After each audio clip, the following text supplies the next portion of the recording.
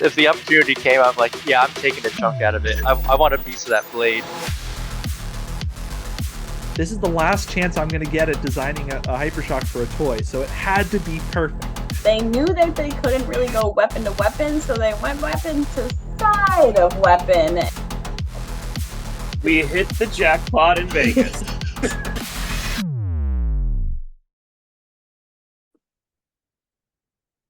Hello, everyone, and welcome to another episode of Outside of the Box. And I'm really excited because I have guests on for this episode that I got the chance to grudge. At least Gillian was there at the last event that I went to, which was a lot of fun.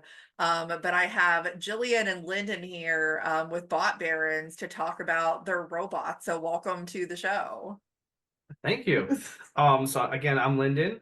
I'm a co-captain. Gillian here is also co-captain. Yeah, glad to be here. Awesome. Well, anybody that knows me knows that one of the biggest things for me about robots really doesn't have a lot to do with the mechanics itself, but the theming of the robot.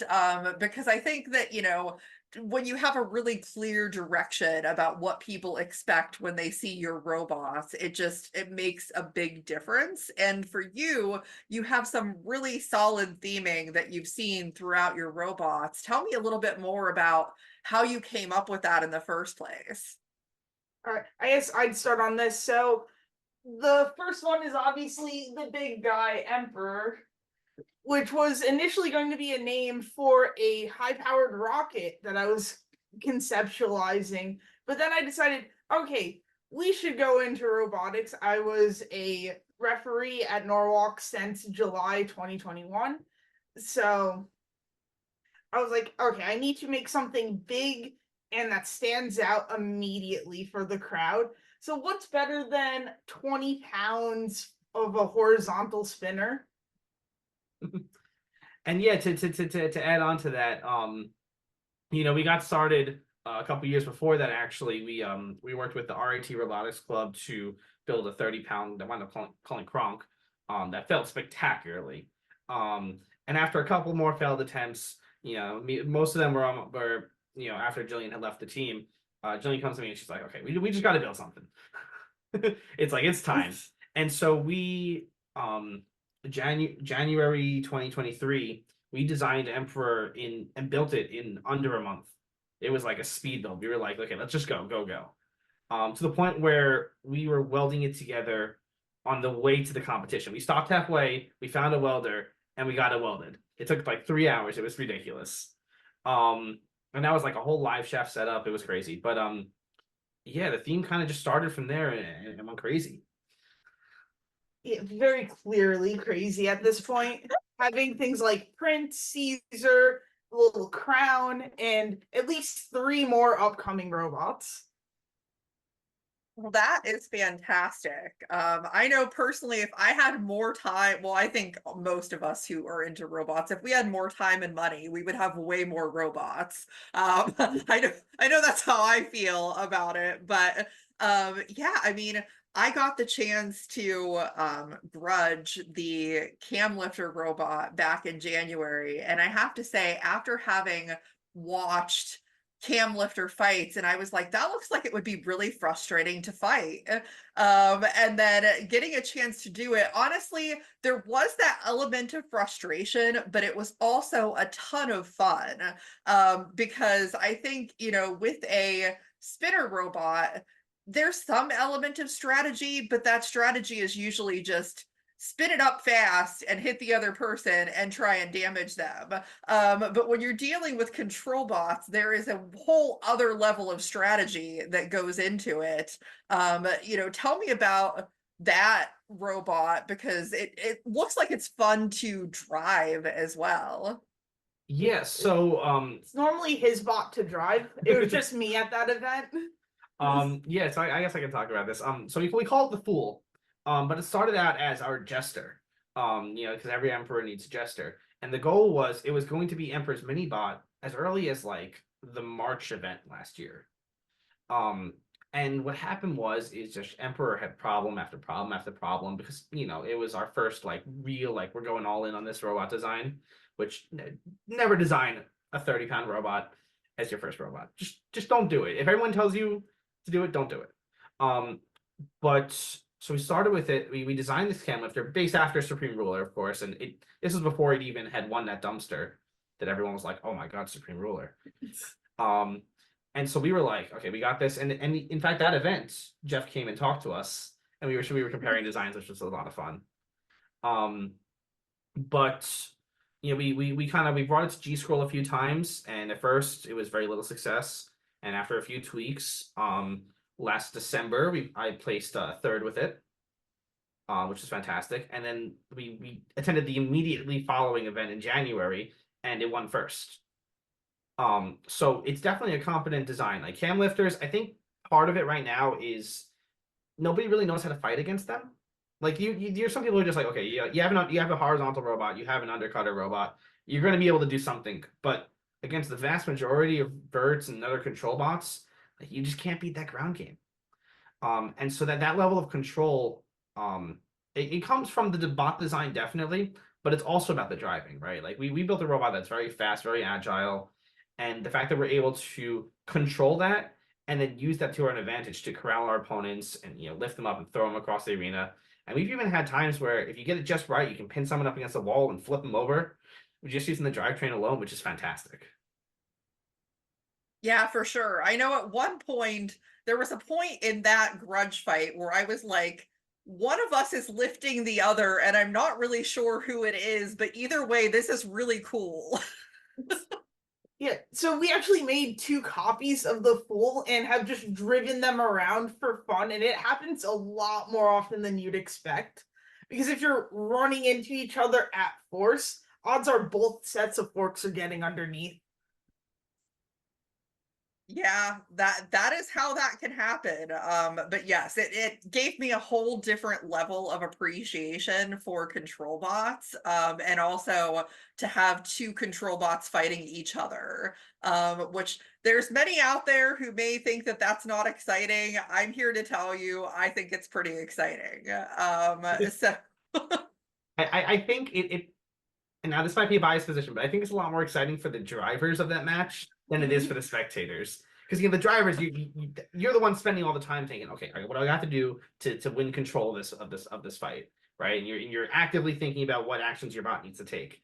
Versus some spectator who's just like, I want to see sparks, I want to see robots thrown into the ceiling, and like that's just not going to happen. And I think that's fine. That's part of the sport. That's why I do all the big spinners. Oh.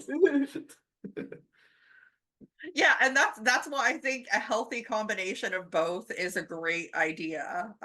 You know, which is the direction that I've gone as well. But now this very most recent event in March, you brought Prince to the RIT event, and did really well. I mean, I got to catch a few of those fights, and it looked impressive.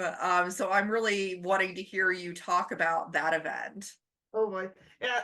Prince is an interesting bot since day one because it has the typical inherited chaos of things like Division, Deep Six, of you are going to go flying in different directions. You'll spend half the time in the air, mostly your fault. And he's grabbing Prince. So in the most recent event, I decided to run with the new Just Cause Robotics hub motor, as this is one of the beta test motors. It's the first time I actually got to use it. And it was an interesting experience because suddenly it was a lot faster of a weapon speed up. And it was getting really good hits on everything. And with a hub motor, you get to stay planted a lot better in your matches, which helped calm the chaos that I used to have with the belted system. You like the whole it will spin backwards and escape. Do you want to talk about your monumental effort getting this thing ready? So the day before on Friday, I was testing it because I was like, okay, I should test it before we leave to go to Rochester, because Boston to Rochester is a long drive. I tossed it in the test box and suddenly it was not working correctly. The hub motor was cogging slightly, something seemed off, and I spent the whole drive up just in a panic, being like, I don't know if I'll get this done in time. But thanks to everyone who I stayed in the Airbnb with, they helped me get it up and running just in time. Like, it was assembled the morning of on Saturday, just on the kitchen counter before we went over to the venue. And just to specify, that's Team Defective. They were fantastic. Yes, Team Defective is full of awesome people, I can confirm. And I've been there myself, getting a robot ready the morning of, so I feel your pain. What were the biggest takeaways from how it performed in that event?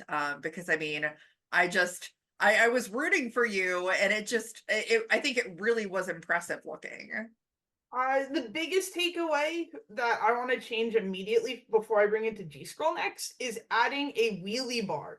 Because some people mentioned it's cool that Prince has like this, nope, I'm going to escape mode, but a lot of that really wasn't intentional. It would end up wheeling and then suddenly it's going flying and I have no control over this thing. So I want to add a wheelie bar and potentially do some small modifications on the hub motor, because it is held together with 2 screws clamping it. And after one of my fights, it was pretty much fully disassembled inside the robot. You can see every component just kind of hanging there. That's how I ended up getting out of the bracket.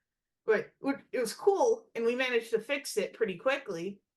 But in order to keep it consistent and not be freaking out in the middle of the match, being like, oh no, this might break on me, adding something for that, and potentially just better mounting around the weapon. Yeah. I definitely think that this past competition was the best Prince has ever performed, and if we can keep this up, it's going to be a force to reckon with at NHRL in the future.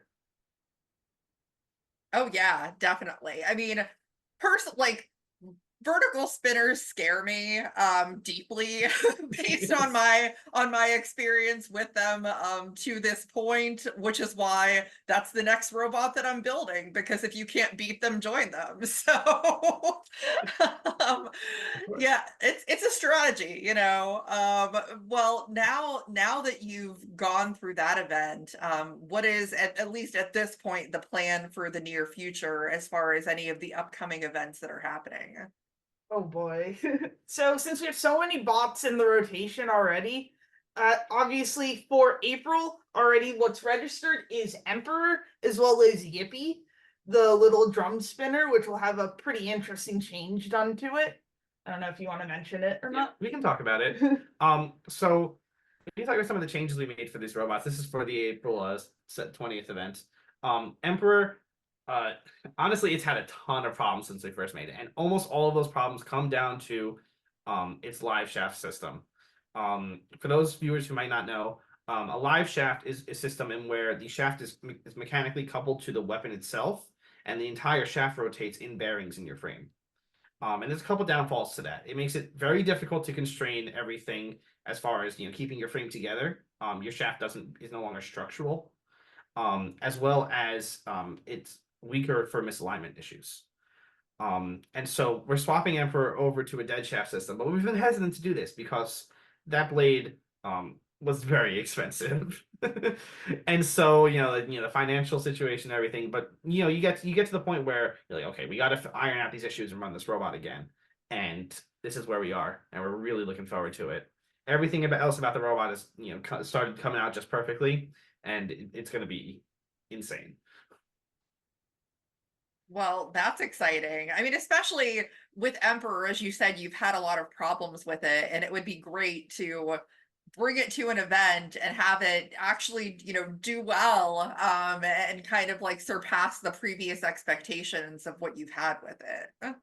Yeah, that's definitely our goal, right? Is we want to show up, and if we win a fight, we're gonna be ecstatic. if we win 2 fights, will be beyond. And anything more is just we won the lottery.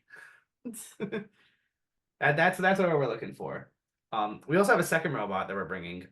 If you want to grab the full one, we actually picked this up with when Chad New was cleaning out his garage. This is Yippee, which is it's actually a ranked robot at NHRL, doing pretty well in the past. So we're gonna make some changes here because this robot is significantly overweight and we don't want to run many bots with it. So we have some ideas. That's what it comes down to. And we're hoping it can show up and it can do just as well as it has in the past. With, I don't know, one of us driving. We haven't quite decided yet. Then besides that, it starts our stretch of 4 events in 4 weeks we're going to attempt. Yeah, so it's what's the order here? It's April NHRL. I Then think it's Maker Battle Connecticut, G Scroll May the 4th be with you, and an event at a steampunk like festival for Antway. It's called Robot Rumpus. Well, that sounds very exciting, ambitious, but I mean, hey, like everybody always says, the only way that you could really test your robots is to fight, like truly test them. And so if you have the opportunity to do that, I say, why not? yeah, I would definitely agree. We're a little more insane than most when it comes to showing to as many competitions as we can. 4 in a row, we could almost make it 5. So that's a bit much, but it really just started skyrocketing after we graduated college, because now suddenly we have a lot more free time. A lot more income to just spend on these robots. And suddenly you're not cutting corners because, oh, you're on a lower budget. You can take the more expensive option for the materials. You can get the better electronics. Yeah, for sure. And I mean, not only like time, but also with the more that you do this, the more experience you gain, and you figure things out, and that makes your robots better. And clearly, with Prince's performance in March, it definitely looks like you're on the right track. I'm curious though for April, looking at the as I like to call it when I look at an NHRL event, competitor list, Murderer's Row. Is there anyone in particular that you're, concerned about for this event? There's a very obvious answer coming as Megatron. Being a big horizontal spinner with a lot of real estate on the top, if we get pushed into the wall, that's almost game over for us. So figuring out how to deal with something that can be that controllable and can very easily hit where we don't want people to hit, because normally they can get batted away by that big bar. Not if they can just tank the hit and run us into the wall. Yeah, I think even Megatron would struggle to tank the hits from this thing. But I mean, we'll have to see. I don't believe Megatron has DFF fought before. Don't think so. But we'd have to talk to those guys and then get their input and see what opinions we can muster together. I definitely think that we have some targets on the list as well. We have some fights we really want to try. We really want to fight Moccasin. Yeah, Moccasin. The mammoth-like bot. It's big. It's got lots of tubes, lots of really tasty snacks for Emperor to chew on. I think that would be a destructive fight. Yes, I think that it would. And yeah, I mean, as you mentioned, Jameson Go is always a threat, especially now that I've recently come to find out that he has summoning powers. So if he has those kind of powers, then who knows what he's going to be able to do in a fight. So yeah, I think that the April event is shaping up to be really exciting. And I'm definitely excited to see how your robots do, in that event. Yeah, thank you. This will be Emperor's first run as a proper V2. Prince is the only robot we have so far that has been pretty much entirely revisioned over, besides like just electronics or wheels, basic things.